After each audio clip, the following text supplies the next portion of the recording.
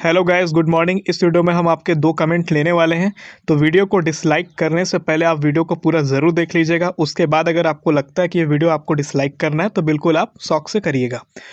पहला जो यहाँ पे क्वेश्चन लेना है वो आपका कनक प्रधान जी का है। यहाँ पे लिखते हैं एसटी वालों को इनकम सर्टिफिकेट नहीं लगेगा क्या? ठीक है, तो ये काफ़ी अच्छा क्वेश्चन है। तो आइए हम इसका आंसर देते हैं। आईजीकेवी का रूल रेगुलेशन क्या है? तो इसके लिए हम यहाँ पे आ जाते हैं इनके ऑफिशियल साइट पर।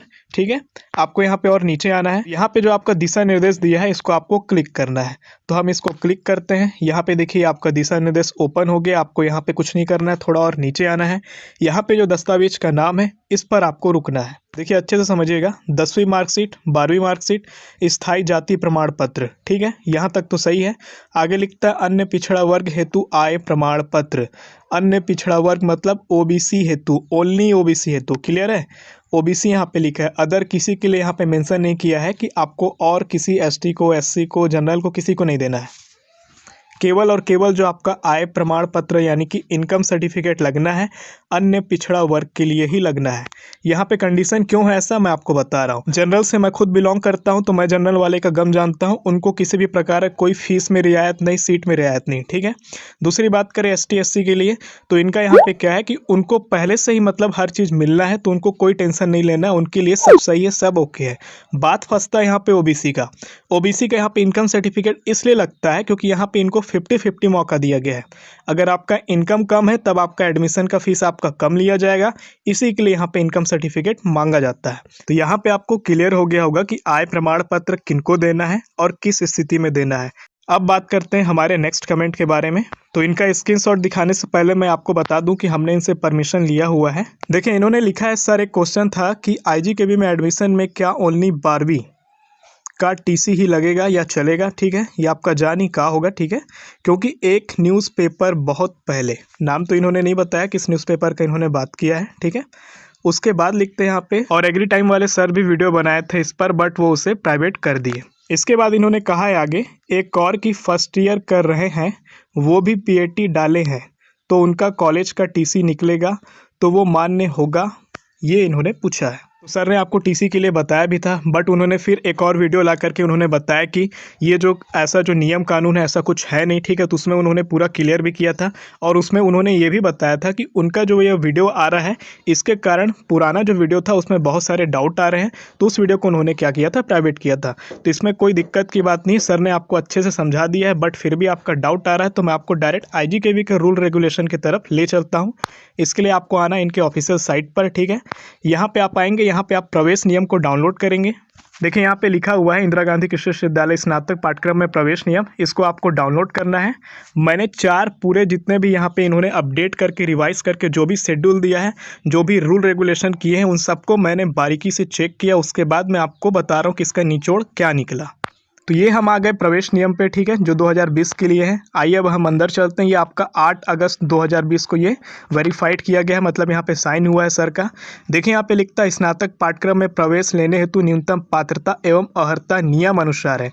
स्नातक मतलब आपका ग्रेजुएशन, चाहे आप बीएससी बोलिए चाहे आप बीटेक बोलिए, आईजीकेवी के लिए पहला होना चाहिए भारत का नागरिक हो, दूसरा होना चाहिए छत्तीसगढ़ का मूल निवासी हो, तीसरा बोलता है छत्तीसगढ़ माध्यमिक शिक्षा मंडल की 10+2 जो प्रणाली है इसमें आपका 12वीं अथवा central board of secondary education मतलब सीबीएसई या council for the Indian school certificate examination यहाँ से या छत्तीसगढ़ शासन द्वारा मान्यता प्राप्त किसी भी ओपन बोर्ड से 12वीं कक्षा उत्तीर्ण होना चाहिए। सब्जेक्ट नीचे यहाँ पे दिया हुआ था, सब्जेक्ट पर हम अभी चर्चा नहीं करेंगे क्योंकि आपको पता है साइंस एंड एग्रीकल्चर ग्रुप का ही सब्जेक्ट यहाँ पे मान्य है। अब आपको पॉइंट पर आना है 7.3 पर।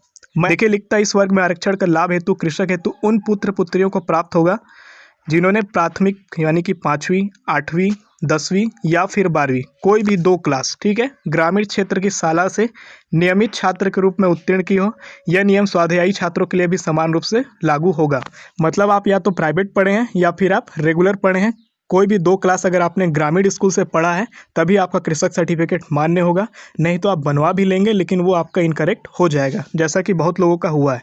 तो यहाँ पे आपको ये समझ आना चाहिए कि यहाँ पे आपका साफ साफ मेंशन किया है कि कृषक सर्टिफिकेट के लिए ये रिक्वायरमेंट है। तो अगर टीसी के लिए भी कुछ अगर रिक्वायरमेंट होता तो यहाँ पे साफ साफ वो मेंशन करते कि आपका ऐसा कुछ होता। अब आपको आना इसी प्रवेश नियम पे पॉइंट 18 पर। लिखता है प्रमाण पत्रों का प्रवेश के समय प्रस्तुतिकरण। एडमिशन के टाइम पे आपको क्या प्रमाण पत्र प्रस्तुत करना है।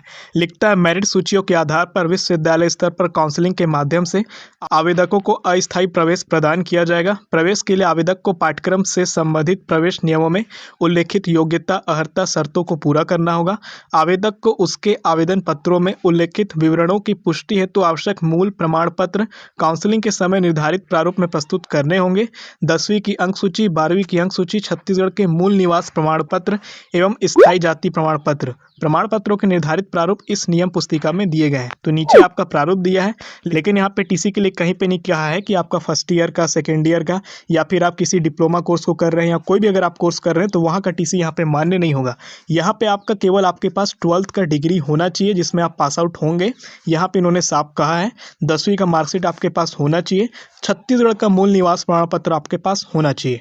टीसी जो आपका कहीं का भी रहे वो आपका मान्य होगा, कोई दिक्कत यहाँ पे नहीं है। देखिए लिखता है मूल निवास प्रमाण पत्र में भी यहाँ पे लिखा है कि जो छत्तीसगढ़ के हैं उन्हीं के लिए आपका ये अनिवार्य है। ठीक है, फिर आप देख सकते हैं आईसीआर का जो आपका एडमिशन अभी होने वाला है एनटीए के थ्रू। ठीक है, यहाँ पे आपको छत्तीसगढ़ का मूल निवास प्रमाण पत्र नहीं देना है। ठीक है, अगर आप अदर स्टेट के भी हैं तो भी आपका यहाँ पे चलेगा, क्योंकि आईसीआर जो आपका ऑल इंडिया वो आपका एडमिशन कराता है। जितने भी एग्रीकल्चर यूनिवर्सिटी वहाँ पे 20% सीट पर वो कराता है। अब यहाँ पे पॉइंट आपको 20 और 21 में आना, यहाँ पे प्रवेश निरस्तीकरण लिखा है, मतलब किनका प्रवेश यहाँ पे निरस्त होगा। लिखता यदि यह पाया गया कि आवेदक द्वारा झूठी गलत जानकारी के आधार पर अथवा कुछ तथ्यों को छुपाकर प्रवेश पाया गया है अथवा प्रवेश पश्चात कभी भी यह पता चलता है कि आवेदक को किसी त्रुटि अथवा भूलवश प्रवेश दे दिया गया है तो विश्वविद्यालय द्वारा आवेदक के प्रवेश को कभी भी बिना किसी पूर्व सूचना के निरस्त कर दिया जाएगा। यहाँ पे साफ साफ मेंशन किया कि अगर आपसे कोई मिस्टेक होता है या कोई जानबूझ करके अगर गलत कोई डाटा अगर फिल करता है या गलती से कोई कॉलेज अगर एडमिशन दे भी देता है, उसके बाद अगर यूनिवर्सिटी को पता चलता है कि आपका डॉक्यूमेंट सही नहीं है, आपने जो कहा है वो उसमें है नहीं, तब आपका प्रवेश निरस्त होगा। यहाँ पे कहीं पे मेंशन नहीं किया कि आपका 12वीं का टीसी नहीं चलेगा, ठीक है, या कॉलेज का टीसी नहीं चलेगा। तो आप बिल्कुल बेफिक्र रहिए, आपका जहाँ का भी पढ़ा हुआ है बस आपका टाइम पे पूरा डॉक्यूमेंट होना चाहिए, आपका टीसी मान्य होगा। और अगर ऐसा नहीं होता है तो इसको वाकई यहाँ पे बहुत बड़ा दिक्कत का बात है। और अगर ऐसा नहीं होता है तो फिर आईजीकेवी के खिलाफ फिर आपको कोर्ट जाना पड़ेगा, क्योंकि ऐसा किसी भी गाइडलाइन में, किसी भी यूनिवर्सिटी के गाइडलाइन में, भारत के एनआईटी आईआईटी कहीं पे भी आप जा जाइए, आपको ऐसा कुछ भी नहीं मिलेगा। वहीं बात अगर आप करेंगे आईसीआर का, तो इनके भी गाइडलाइन को हमने देखा तो यहाँ पे भी ऐसा कुछ मेंशन नहीं किया हुआ है। वीडियो अगर आपको थोड़ा सा भी नॉलेजेबल लगा हो तो वीडियो को लाइक करिएगा, चैनल पर नए हैं तो सब्सक्राइब करिएगा। अगर आप हमारे साथ इंस्टाग्राम में जुड़ना चाहते हैं तो आप हमें वहां पे फॉलो कर सकते हैं। मिलते हैं किसी नए वीडियो में, तब तक के लिए आप अपना ख्याल रखें।